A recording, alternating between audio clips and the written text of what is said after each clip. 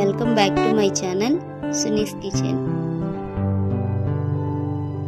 Like చేయండి, share చేయండి, subscribe అవ్వండి. హాయ్ అండి, ఈరోజైతే నేను రొయ్యలతో బిర్యానీ చేశానండి. చాలా టేస్టీగా వచ్చింది.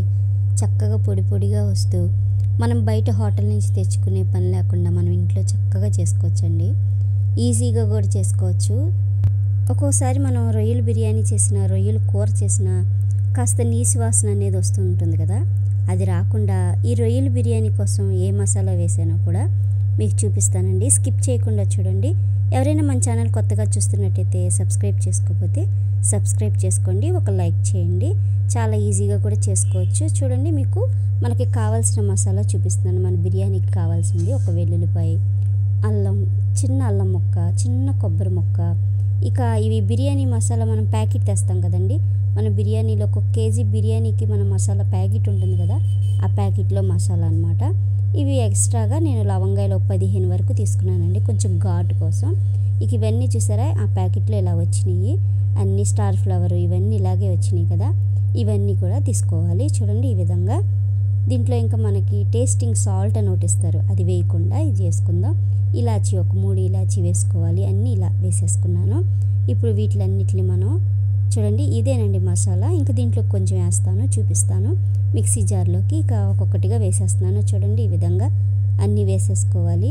ఈ మసాలా మనకి లోపల మనం అన్నీ వేసామనుకోండి, అన్నీ అన్నంలో కనిపిస్తూ ఉంటాయి కదా, ఇలా మిక్సీ పట్టేసామనుకోండి మనకు రొయ్యలకు కూడా పడతాయి, టేస్ట్ బాగుంటుంది. 1 స్పూన్ వరకు షార్జీరా వేసాను, 2 బిర్యానీ ఆకులు చించి వేసాను, వెల్లుల్లి రెమ్మలు, అలాగే కొబ్బరి చిన్న ముక్కలు, అల్లం చిన్న ముక్కలుగా కట్ చేసుకొని వేసుకున్నాను. దీంతోపాటు మనకి చేపలైనా రొయ్యలైనా మనం ధనియాలు వేయాల్సిందే. 1-2 స్పూన్లు ధనియాలు వేసి ఇలా పేస్ట్ మెత్తగా చేసేసి రెడీగా పెట్టేసుకోండి. ఇప్పుడు ఒక మనం బిర్యానీ చేసుకునే హండీ అంటారు, బిర్యానీది ఉంటుంది కదా ప్యాన్, అది పెట్టేసేయండి. కాస్త ఆయిల్ వేసుకోండి, ఒక చిన్న గిన్నెంత ఆయిల్ వేసుకోండి. మీకు నెయ్యి వేసుకుంటే నెయ్యి కూడా వేసుకోవచ్చు.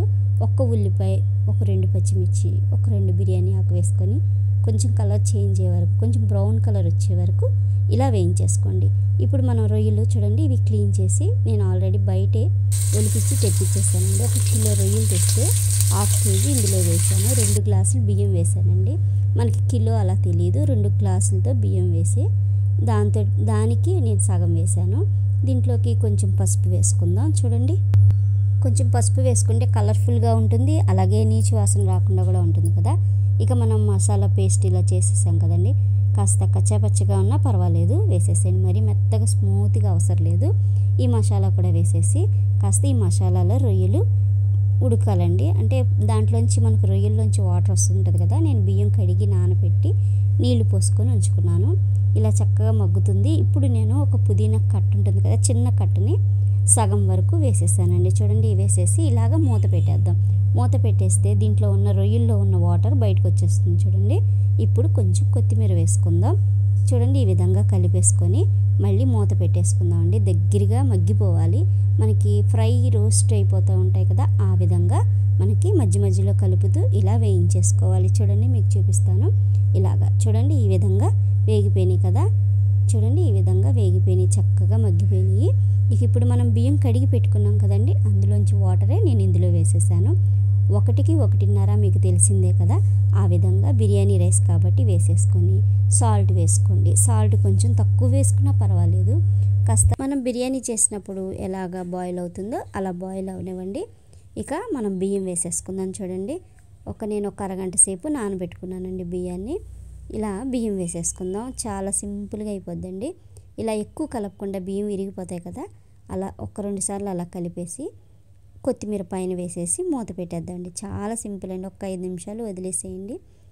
ఇక దీనిపైన ఏదైనా బరువు పెట్టామనుకోండి ఇంకా చక్కగా మగ్గిపోతుంది. సిమ్లో పెట్టి వదిలేసేయండి 5 నిమిషాలు. చూడండి, భలే చక్కగా వచ్చింది కదా, ఈజీగా కూడా చేసుకున్నాం. మనకి బయటికి మనకి లవంగాయలు, యాలక్కాయలు ఏమి కనిపించకుండా మనం బయటకి నుంచి తెచ్చినప్పుడు ఎలా ఉంటుంది సేమ్ అలాగే ఉంటుంది, టేస్ట్ కూడా అలాగే ఉంటుంది. ట్రై చేయండి.